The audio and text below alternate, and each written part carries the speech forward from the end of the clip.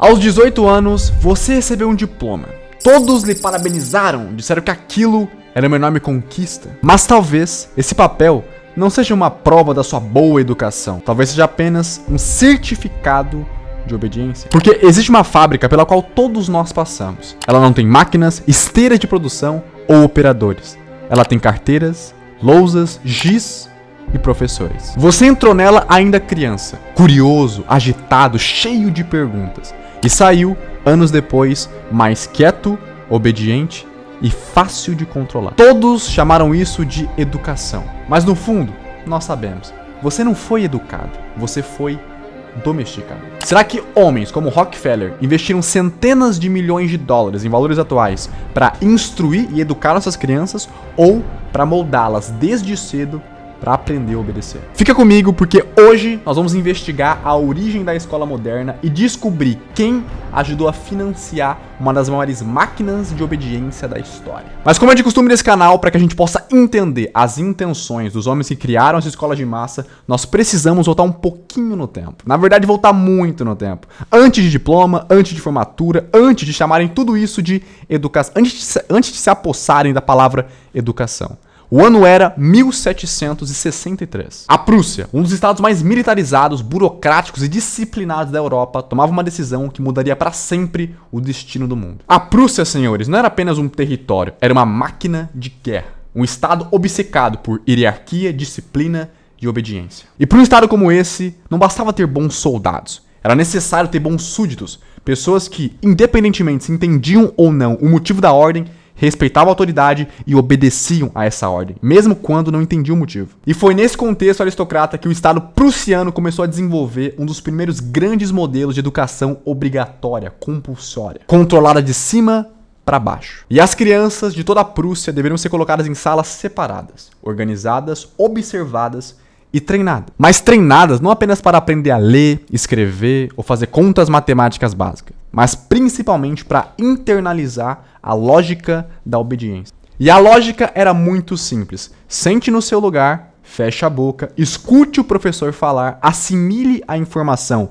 sem questionar, é muito importante sem questionar, e o mais importante, faça o que foi mandado, na hora que foi mandado e do jeito que foi mandado. Aprenda a obedecer. Aristocratas, perceberam? A escola, na sua concepção, na sua origem, ela não era apenas um templo do conhecimento, onde se aprendia as principais matérias para a formação de um bom cidadão. Não só isso, mas também um laboratório de comportamento. As escolas prussianas eram um lugar onde as crianças, que são pequenas demais para entender o mundo, eram treinadas desde cedo a internalizar ordens externas, a aprender a obedecer a ordens externas a elas, a acatar com facilidade uma ordem. Porque para o Estado, senhores, isso é perfeito. Pessoas alfabetizadas o suficiente para servir a máquina, mas disciplinadas o suficiente para não ameaçá-la. Pessoas previsíveis, cujos comportamentos são fáceis de manipular. E com o passar das décadas, essa ideia atravessou fronteiras. O modelo se espalhou.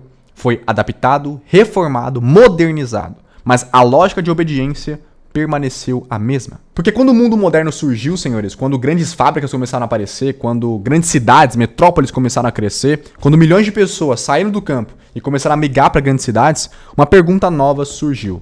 Como controlar milhões de seres humanos ao mesmo tempo?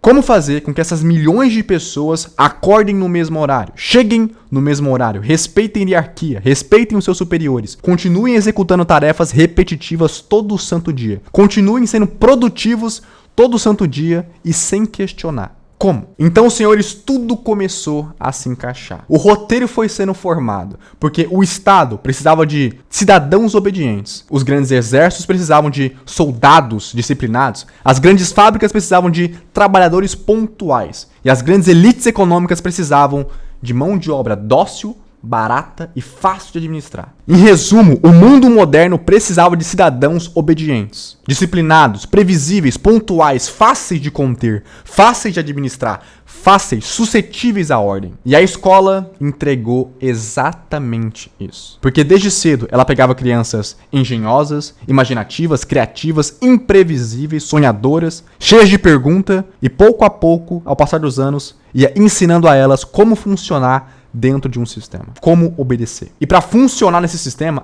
as crianças precisavam aprender a como ser previsíveis, como seguir regras, como ser pontuais, como cumprir horários, como cumprir ordens. a basicamente como ser um cidadão moderno, previsível, sem alma, sem criatividade, apenas um peão no tabuleiro. Mas, infelizmente, essa história, pro azar dos senhores, não terminou na Prússia. Porque no início do século XX, quando as escolas prussianas começaram a se tornar uma das instituições mais importantes da história da humanidade, uma das famílias mais ricas do mundo entrou nesse jogo. Os Rockefeller. Mas, diferentemente do que muitas pessoas poderiam pensar, os Rockefellers não apareceram como grandes ditadores gritando warnings, não. Eles apareceram como filantropos, pessoas dedicadas a ajudar o Estado a espalhar o conhecimento e democratizar o acesso ao conhecimento. Tanto para crianças ricas ou pobres, todas as crianças deveriam aprender. Em 1902 foi criado o General Education Board, uma instituição financiada por John Rockefeller, com uma intenção aparentemente nobre. E é exatamente aquele aristocrata que a coisa começa a ficar um pouquinho estranha, um pouquinho perturbadora, porque capitalistas são capitalistas, pessoas são pessoas, nós queremos lucros, não é? Então quando a gente investe em alguma coisa, nós queremos retorno com aquilo. Então, quando uma das famílias mais ricas e poderosas da história da humanidade investe centenas de milhões de dólares em educação de massa, em educação popular, a pergunta não é mais, quanto eles investiram? A pergunta certa é, que tipo de cidadão moderno esse dinheiro ajuda a formar? Qual era a intenção, a verdadeira intenção dos Rockefellers? A pergunta correta é, aristocrata, que tipo de cidadão interessa mais aos negócios de John Rockefeller?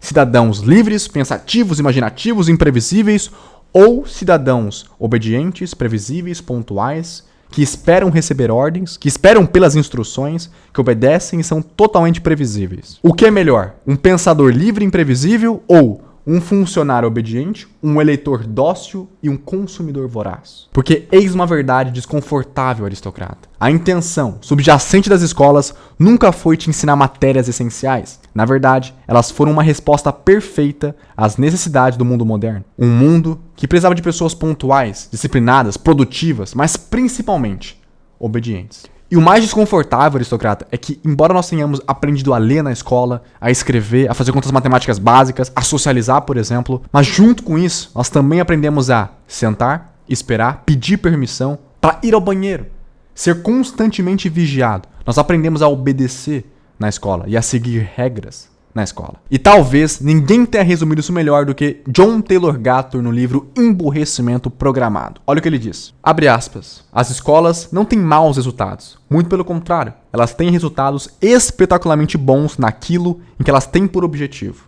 A saber, formar funcionários obedientes, eleitores dóceis e consumidores vorazes. Mas agora vem a pergunta mais importante, aristocrata. Como exatamente as escolas domesticam as nossas crianças?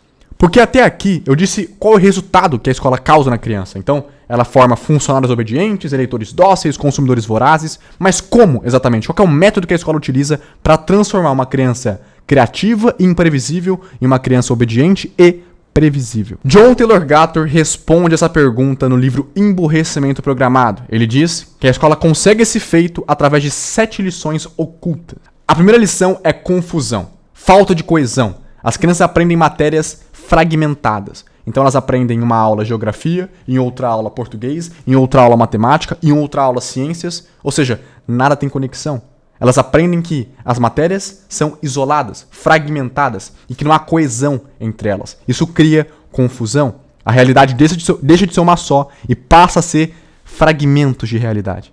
Elas param de ter uma visão holística e criativa da realidade e passam a enxergar o conhecimento em gavetinhas. A gaveta da geografia, a gaveta da ciência, a gaveta da matemática, do português. Isso cria confusão. Nas palavras de Gatto, abre aspas, a confusão é imposta às crianças por vários adultos que elas não conhecem, cada um trabalhando por conta própria, com uma relação quase inexistente entre si, fingindo, em geral, uma especialidade que não possuem. Eu ensino a não relação de tudo, uma infinita fragmentação. O oposto de coesão. E a segunda lição é a posição de classes. Para Gatto, a escola ensina as crianças a entenderem o seu nível, a entenderem que existem castas na humanidade, a entenderem a sua sala. Então elas deixam de ter individualidade, elas deixam de ser o Mateus, elas deixam de ser o Rafael, o Alexandre, o Lucas, e elas passam a pertencer a um grupo, a turma E, a turma A, a turma C. Passam a ter um número, passam a se identificar como um número, como pertencentes a um grupo. Elas entendem posição de classes. Então tem o 7º ano, o 8º ano, o 9º ano, o primeiro colegial, o segundo colegial. São grupos, São classes, elas aprendem posição de classes. E a terceira lição é a indiferença. Digamos, um aluno está escrevendo um poema muito bonito, ele está muito focado naquilo, um sinal toca, ele deve fechar o caderno de português e abrir o caderno, a apostila de matemática. Por quê? Porque agora é a hora de matemática. Mas é aquilo que eu aprendi sobre português. Esquece o português e agora é matemática. Depois da matemática, geografia e assim por diante. Ou seja, o aluno aprende a não se aprofundar em nada, em abandonar cada matéria quando o sinal tocar, em abandonar tudo o que ele estava fazendo naquela matéria, a profundidade que ele estava fazendo naquilo e, de repente, se conectar em outra coisa. E agora é geografia, agora é matemática. O aluno, a criança, aprende a indiferença. Aquilo que eu aprendi, aquilo que eu estava desenvolvendo, eu sou indiferente àquilo agora. Agora eu tenho que aprender sobre gravar vídeos. Agora eu tenho que aprender sobre jogar futebol. O que não faz o menor sentido. Então elas aprendem a ser indiferentes sobre o que elas estavam fazendo antes. A quarta lição, e aqui já começa a ficar um pouquinho tenebroso, é a dependência emocional. As crianças aprendem a dependerem emocionalmente dos professores, dos avaliadores, das pessoas que dizem para ela qual é o valor que ela tem. Elas aprendem a depender da avaliação externa. Isso é sim humano, tá? A gente precisa de escola para pensar dessa forma, a gente precisa de escola para ser assim, mas a escola reforça isso demais. Então o professor vai dizer se você é ou não um bom aluno. E ser um bom aluno implica em ser uma boa ou má pessoa. E ser uma boa ou má pessoa implica em ser bem-sucedido ou não. Então é a escola que vai dizer para você se você é bom ou ruim. Se você será bem-sucedido ou se você será mal sucedido. Você aprende a depender emocionalmente da escala de valores da escola. E isso é o problema. Ser humano é normal. Ser humano, realmente, muitas vezes nós nos preenchemos com avaliação e reconhecimento externo. Mas o que a escola faz é transformar esse sentimento humano natural em algo diferente. Porque agora nós funcionamos sob uma escala de valores diferente. Uma escala de valores imposta pela escola. E essa é a diferença. Então nós aprendemos que nós somos bons alunos, logo somos boas pessoas e merecemos reconhecimento. Ou somos maus alunos, somos bagunceiros, então não merecemos reconhecimento. E por isso devemos nos sentir mal por sermos bagunceiros. E a quinta lição, senhores, é a mais importante de todas, porque é aqui que define se você é ou não um cidadão rentável para John Rockefeller, que é a dependência intelectual. Nessa lição, a mais importante, o aluno aprende a não pensar por conta própria. Melhor, ele aprende a depender de uma avaliação externa. Ele aprende a depender de instruções externas. Ele aprende a respeitar o especialista e levar tudo que o especialista, o professor, o avaliador diz como sendo uma verdade absoluta. Então, ele aprende a esperar instruções. Ele aprende a não pensar por conta própria. Ele aprende que pensar por conta própria, que questionar, que buscar informação, que questionar o professor é ruim. Então, lembra quando a gente era criança que nossos pais diziam: olha, você é muito respondão, você não pode ficar perguntando. A gente perguntava alguma coisa, mas por que isso? Não, você é muito respondão, você não pode perguntar isso. É exatamente aqui. Esse é o ponto. Esse é o ponto em que a criatividade da infância morre. Você aprende a não pensar por conta própria. Você aprende que se existe uma doença, um problema, um especialista deve te dizer o que fazer. E não você por conta própria. Você aprende a esperar instruções e não a criar, e não a desenvolver, e não fazer você mesmo a solução do problema, e não criar você mesmo. Você aprende a terceirizar o seu pensamento e colocar esse peso para um especialista. Então tudo que o especialista disser, você não questiona, você não pensa, porque se ele disse, é verdade. Isso aqui é imprescindível. Para que você seja um cidadão moderno, o homem massa, tu tem que aprender essa lição. A não pensar por conta própria, a não ser criativo, a não ter o pensamento crítico e depender das instruções de um especialista. E a sexta lição é da autoestima provisória. Como assim? A criança, parecido com a quarta, né? A criança, ela aprende que a sua autoestima depende de boas notas. Então, os professores lhe dirão se você merece autoestima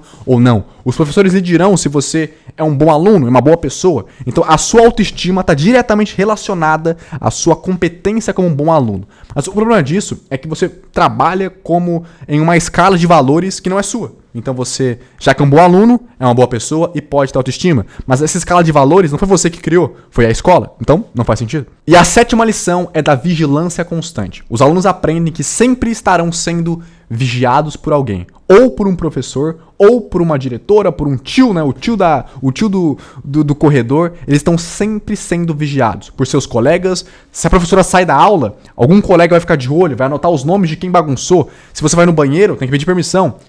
Em todo lugar que você vai, tem câmeras, tem pessoas te observando. Se você vai para casa, os seus pais estarão te observando se você fez ou não o dever de casa. Então, em todo momento, você está sempre sendo vigiado. E não só isso, você aprende também a vigiar, a delatar, a denunciar um comportamento que a escola considera mal. Então, se você vê um aluno seu, um colega seu, fazendo algo de errado, jogando bolinha de papel no outro, ou rindo fora de hora, então você tem que denunciá-lo. Dizer para a professora que ele tá bagunçando. Você aprende a vigiar e a ser vigiado.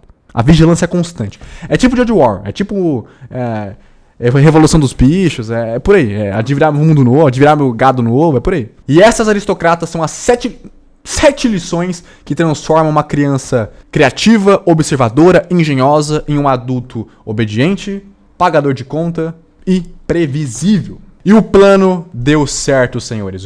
O resultado dessas 7 lições da escola prussiana foi um sucesso total. O Estado conseguiu o que queria, um cidadão obediente. O exército, um soldado disciplinado. As fábricas, um trabalhador pontual. E os grandes empresários, mão de obra maleável, dócil e barata.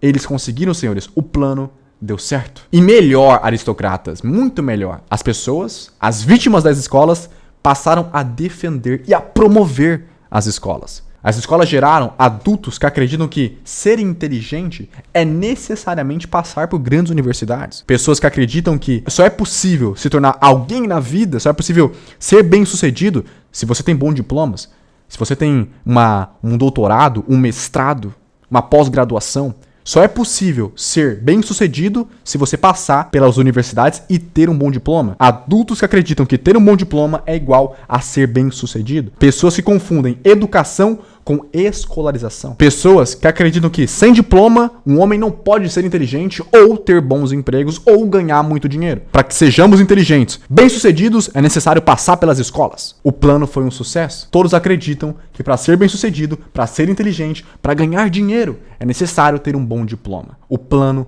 foi um sucesso, senhores. E aí o sujeito passa anos da vida dele, 12 anos na escola, mais 5, 6, 7, 8 anos nas universidades, nas faculdades, conseguindo um diploma para que no final ele saia sem o emprego tão prometido para ser bem sucedido, porque ele não entende nada sobre economia, ele não sabe que a oferta de trabalhadores é muito alta, muito maior que a demanda por eles. Então, ele sai com um bom diploma, mas todos em sua volta também têm um bom diploma. O resultado é um adulto dócil, que não sabe ganhar dinheiro, que não sabe vender, que não sabe se autopromover, que não tem criatividade para criar boas soluções, para criar bons serviços. Ele sai da escola, das universidades, idolatrando o Estado, idolatrando as universidades, idolatrando as faculdades, mas não sabe vender, não sabe criar ideias, não sabe criar bons produtos, não sabe criar bons serviços, não sabe se autopromover, não aprende a falar, não aprende a se comunicar bem, a se vender.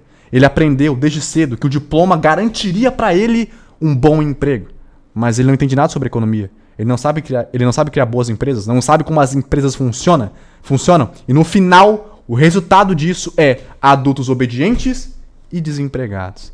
Eles fizeram tudo que o sistema pediu para eles fazerem, mas no final o sistema não entregou para eles o que eles queriam, que era um emprego previsível, não nessa economia, não nessa geração. O resultado é adultos obedientes e desempregados, senhores. Infelizmente. É uma pena, mas é real. E fazendo um paralelo aqui, Nietzsche chamaria isso de o homem reativo, o homem ressentido, a moral dos escravos. Basicamente seria um homem que apenas reage, um homem ressentido. Ou, como diria o Ortega, o homem massa, um homem que espera instruções, um homem que espera que outros homens digam o que ele deve fazer. Esse é o resultado da escola, uma massa que espera. Eu sei que eu tô repetindo bastante aqui, mas isso é muito importante. O resultado final da escola é uma massa que espera. Uma massa que acredita que existe um caminho a ser seguido. Uma massa... Aristocrata, isso é muito importante. Nós crescemos com vários filtros sobre nós. E um deles foi imposto pela escola, pelas universidades. Nós acreditamos que ir bem na vida, o bom caminho a ser seguido é estudar. E de fato, estudar é muito importante, mas não se escolarizar. Não confunda estudar com se escolarizar. Então, o resultado final é uma massa, um homem que apenas reage, que espera instruções, que não cria. Um homem que acredita que o caminho certo a se seguir é ter um diploma. Que um bom diploma é o atestado de sucesso, de competência. Um homem que não sabe criar, que não sabe vender. E o final disso é um homem, segundo Nietzsche, ressentido e segundo Ortega, um homem massa. E aí surge a pergunta final desse vídeo. Fala, tá, aristocrata, legal, a escola prende a nossa imaginação, acabou conosco, o diploma não garante que entregou, vou ficar sem emprego, sem nada. Qual que é a solução para isso? E o mais perturbador, aristocrata, é que as escolas são obrigatórias, são compulsórias, são coercitivas. Quer dizer, se os seus pais não te levassem para a escola, eles seriam literalmente presos. Eles seriam presos, o Estado prenderia e continua prendendo os pais que levam as crianças para a escola, mesmo quando o homeschooling se mostra superior na educação em relação às escolas públicas. Mas o mais curioso é que hoje em dia nós acreditamos que a escola é normal. Porque dizer para uma pessoa que meu filho não estuda numa escola é loucura, né? Pô, como assim, cara? Você não levou seu filho para a escola? Hoje nós acreditamos que isso é normal. A escola é normal. Mas no início da escola, na origem da escola, os pais brigaram. Literalmente, houve guerras. Pequenas guerras civis. Os pais não queriam deixar com que o Estado educasse seus próprios filhos. Então, eles brigaram. Houve guerras armadas. No estado de Massachusetts, nos Estados Unidos, em 1850 até 1880, na implementação da escola nos Estados Unidos, houve muitas guerras. Os pais não queriam deixar os seus filhos irem para a escola ou serem obrigados a levar os seus filhos para a escola. Então houveram muitas guerras, até que eles se renderam em 1880. Ou seja, o que hoje para nós é uma coisa normal, levar o guri para a escola, é quase impensável não levá-lo, é muito importante. No início da escola foi algo surreal. O Estado ensinar o meu filho, isso é absurdo. Então, hoje, o que nós consideramos, que é muito curioso, é que hoje o que nós consideramos natural, antes foi motivo de guerra, foi motivo de confusão, foi motivo de guerra civil. A solução, meu caro aristocrata, é se tornar um aristocrata. Como assim? Não é um aristocrata por hereditariedade, é um aristocrata no pensamento. É pensar por conta própria. Não deixe que o seu diploma pense por você. Pense por conta própria. Seja o homem singular, que Ortega chamaria. Seja o além do bem e do mal, como Nietzsche diria no livro Além do Bem e do Mal. Seja um aristocrata, como diria Nietzsche no livro A Genealogia da Moral. Seja um homem que pensa por conta própria. Seja um homem que não espera que outros deem as ordens. Pense por você. Faça seus próprios experimentos em casa. Se você tem um problema, resolva você. Pesquise você. Recorra sim a especialistas para lhe dizerem qual seria o mais adequado, mas ouça eles e você tome a decisão por conta própria. Então, como é que se faz dinheiro? Será que é trabalhando numa empresa? Ou será que é criando? Como é que se ganha dinheiro? Pense por conta própria. Crie suas próprias soluções. Não permita que um sistema educacional forme sua forma de pensar. Não permita ser moldado em uma massa quadrada, engessada. Seja um aristocrata. Pense por conta... Isso é muito importante. Pense por conta própria. Seja singular. Seja você. Por que você acha que no exército todos os guris raspam a cabeça? Ou diminuem o cabelo? Não pode deixar o cabelo muito grande ou colorido? Porque querem uma massa homogênea. Pessoas sem individualidade. Então a solução, aristocrata, é se tornar um aristocrata. Um homem que pensa por conta própria. Um homem que não apenas reage. Um homem que cria. Um homem que vai, um homem que invade, que não precisa de um especialista cagando regra pra você ou dizendo o que você deve fazer. Não espere instruções. Não existe instruções. Não existe caminho tradicional. O mundo é muito mais holístico, muito maior, muito mais amplo do que isso. Não espere instruções, porque instruções não existem. Ninguém sabe o que é melhor pra você. Os seus pais não sabem, a escola não sabe, os seus diretores, seus professores não sabem o que é melhor pra você. Só você sabe o que é melhor pra você. Então pense por conta própria. Essa é a solução. Seja um aristocrata. Eu não tô dizendo pra você largar a escola. Eu larguei a escola com 16 anos de idade, mas não quero te influenciar a largar a escola. Foi bom pra mim, eu não me arrependo. Eu entendo que pra algumas pessoas é impensável largar a escola, mas ainda assim, estando na escola, estando na faculdade, pense por conta própria. Seja singular. É assim que você vai alcançar seus objetivos e se tornar um aristocrata rico, pensando por conta própria. Mas aristocrata, fico por aqui, mais um vídeo pra vocês. Toda semana eu tô postando por aqui, toda segunda-feira eu posto vídeo nesse canal, então deixa o like aqui. Se você gosta de economia, gosta de filosofia, gosta de assuntos como esses, deixa o like, se inscreve nesse canal que vai ter muito vídeo pra vocês. Fechou? Aristocratas, nos vemos no topo